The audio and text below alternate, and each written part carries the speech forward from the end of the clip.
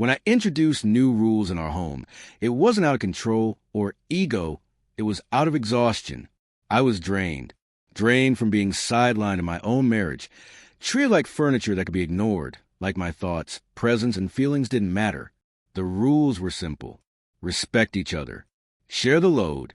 No more wild, late-night hangouts with her loud, drama-fueled friends tearing through the house like it was a nightclub. And above all, communicate. But when I shared those rules, my wife laughed. Not a soft laugh.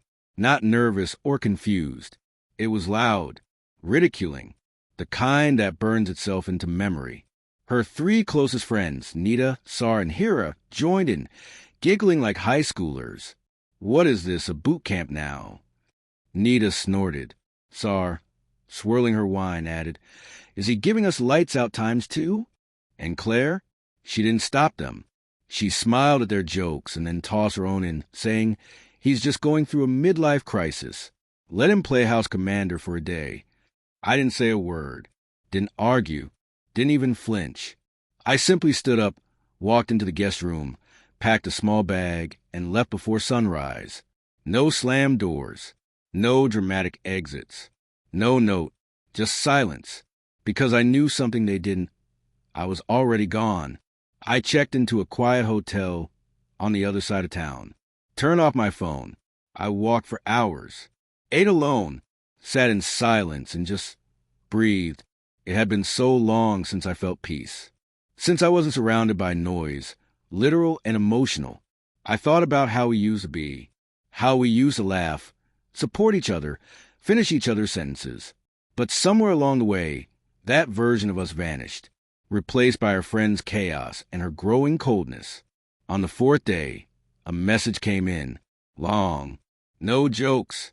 No sarcasm. Just, please come home. I need to talk to you. I didn't answer right away. Not because I want to punish her, but because I needed to protect myself. I wasn't sure I could look her in the eye without falling apart again. But eventually I went back. I walked to the front door, prepared for more disappointment. Instead, I froze. The house was quiet, spotless. No wine glasses, no loud music system, no cluttered mess. Just her, sitting on the couch. Eyes red, fingers nervously locked together. I'm sorry, she whispered. I didn't see how far I'd pushed you. She told me how, after I left, her friends made more jokes, but this time they weren't funny. The laughter felt empty. The house felt hollow.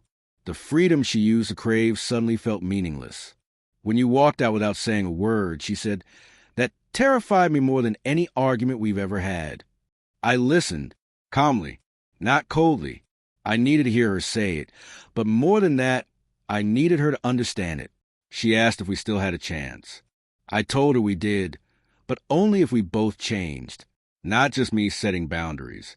Not just her learning to tolerate them. Real respect. Mutual accountability. It wasn't instant. The first few weeks were tense, cautious. But she showed up. She began distancing herself from the people who'd turned our home into a circus. She started helping with the house. We began talking, really talking, for the first time in years. The laughter returned eventually. But this time, it wasn't cruel. It was shared, soft, genuine, the kind that grows from rebuilding something broken with both hands. She later admitted that the moment I walked out, she realized she had taken me for granted, that the rules weren't the issue, her attitude was. And when she finally saw I was willing to walk away, it hit her just how much she stood to lose. Now when we argue, we talk. Like adults. Like partners. No mockery. No third parties chiming in. Just us. And I'm glad I left that day. Not to hurt her, not to end it, but to remind her that love without respect is nothing but noise.